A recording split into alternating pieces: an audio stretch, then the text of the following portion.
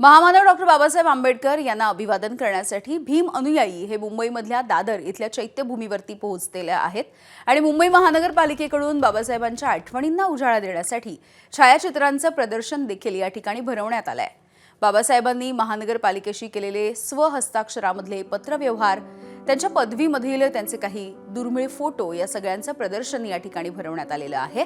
इथला आढावा घेतलाय आमच्या प्रतिनिधींनी।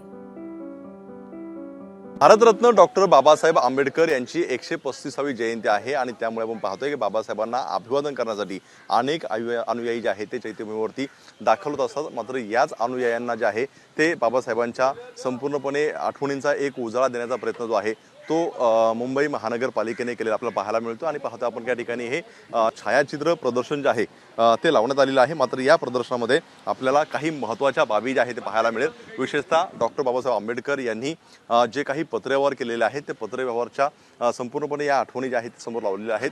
आपण पाहतोय की डॉक्टर बाबासाहेब आंबेडकर यांनी महापालिकेशी केलेले अनेक पत्रव्यवहार आहे आणि त्यांच्या हँडरायटिंगमधले हे सगळे पत्रव्यवहार जे आहे ते फ्रेम करून आपल्याला लावलेलं पाहायला मिळतात। आपण पाहतोय की महापालिकेशी हे सगळे पत्रव्यवहार केलेले आहेत।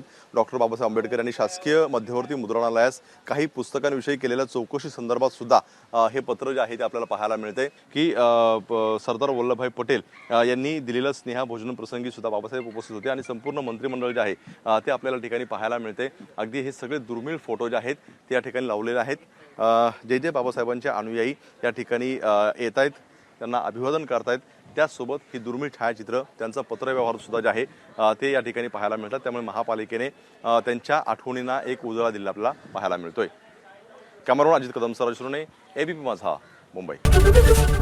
एबीपी माझा, उघडा डोळे बघा नीट।